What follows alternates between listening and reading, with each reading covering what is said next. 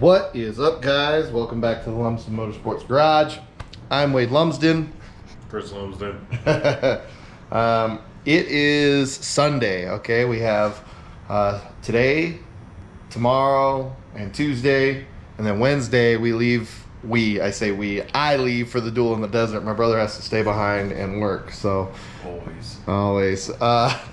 But Tiss is here to give me a hand. I actually did try to make some video before. In fact, I'll probably interject some of that in here.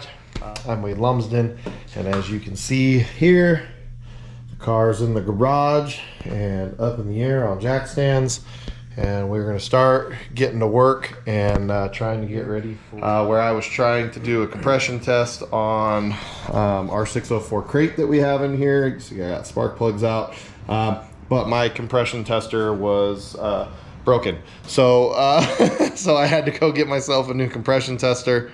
And now Tiss is here, and we'll be able to kind of see what that looks like.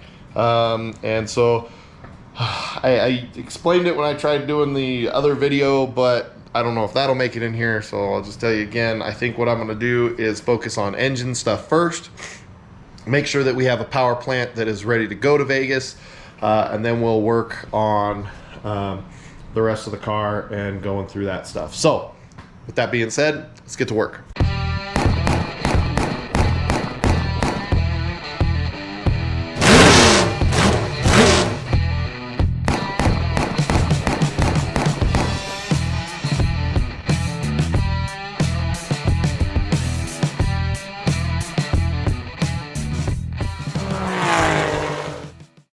Alrighty, so we saw that last time I raced this car, I did not do an amazing job, and I ended up spinning, putting myself in a big mud puddle, all of that happy stuff. Things didn't go great, but also when I did that, the car got hot. It just kind of happened. The car seemed to be running good after that. 604 crate has got some races on it now. There's not a whole lot of things I can do to it, so I am going to do some of the things that I can do to it. But to check the health of the engine, I think I'm going to do a quick compression check just to make sure that things are kosher. Plus, you know, it's time for plugs and things like that. So.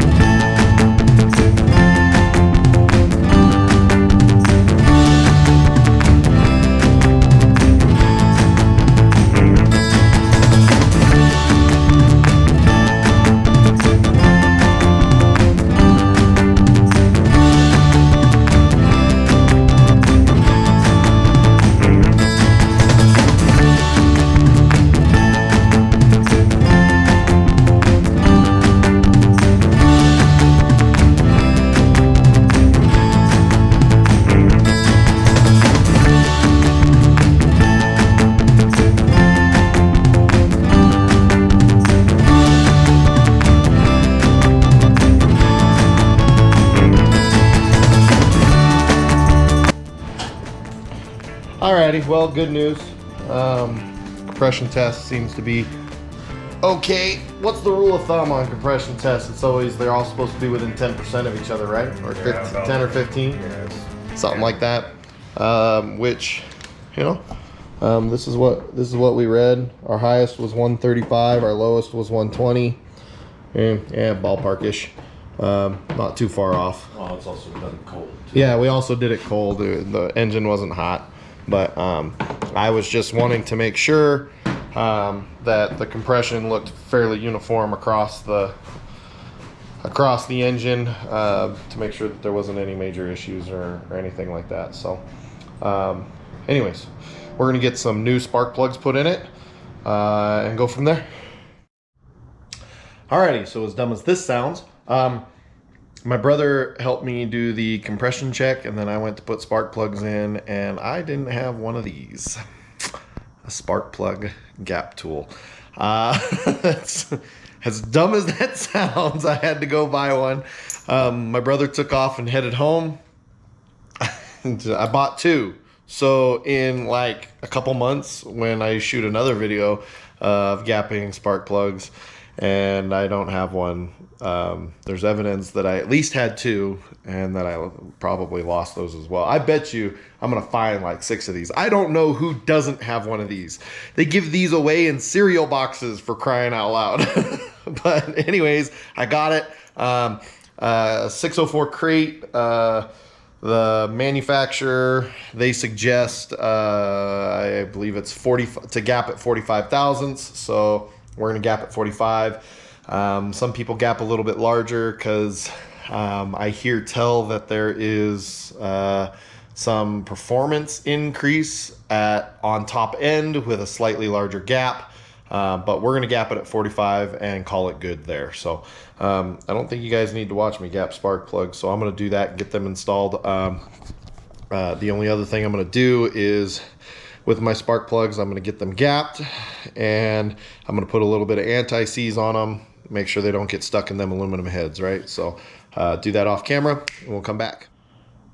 Alrighty, moving on to one of the next really easy maintenance items, oil change, right? Everything coming out of it's looking pretty good. No crazy smell of alcohol, so the methanol hasn't just like totally drained into the oil. No signs of water, big chunks of metal, none of that stuff. So so far oil change is going good. I'm going to complete that and come back to you. All right, oil change for the engine and stuff is done. I think we're just gonna continue on with the changing of oils and things. So I'm gonna do the transmission next, and then probably move on to the rear end and a gear change. Alrighty guys, so transmission fluid is changed, oil is changed, still got some spark plugs changed. We've still got some other stuff that we want to do up here in the engine area, but before I rolled this car in here, all I did was like a preliminary wash, and you can see this thing is still pretty filthy all over. So change of plans. What I'm going to do is I'm going to get the car back on the ground. It's getting late tonight. It's Sunday night.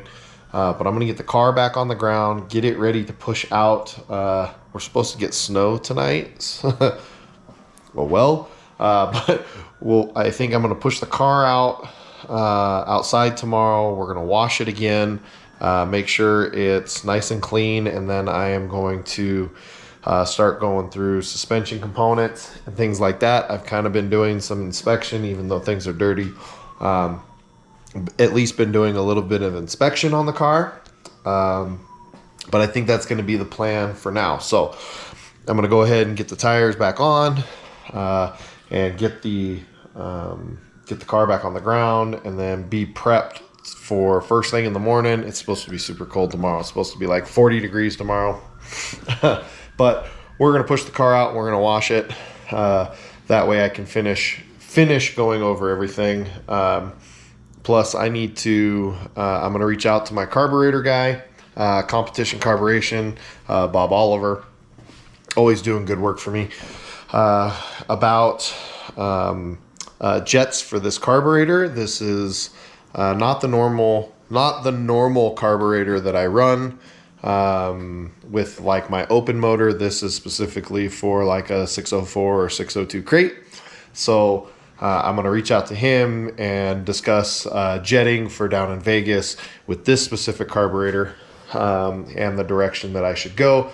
I could probably take a guess as to what he's going to say, but I'd much rather reach out to the professional, and he'll point me in the right direction. He always does. So with that being said, make sure if you need carburetor stuff, you can reach out to Bob Oliver at Competition Carburation. He always does fantastic work. We do have a couple other things that we do need to do to this chassis. We found a couple more cracks that need to be welded up. My brother is going to come by maybe tomorrow, I think, and weld those up. Again, part of why I need to wash this car off is so that I can do more inspection to see if I can find any more wild cracks or anything like that. But I'm going to start going through the car. Got Monday, Tuesday to get the car ready and get the trailer ready because we're going to be leaving Wednesday morning. So that being said, don't forget to like and subscribe. Any questions, comments, concerns down below. Hit up the Lumsden Motorsports Facebook page. And, you know, I've been doing some debating here. I have the 383 back, right? You guys saw when I got the 383 back. Still needs to be broken and all that other happy stuff, but I'm debating whether I want to take the motor with me or not. I don't know.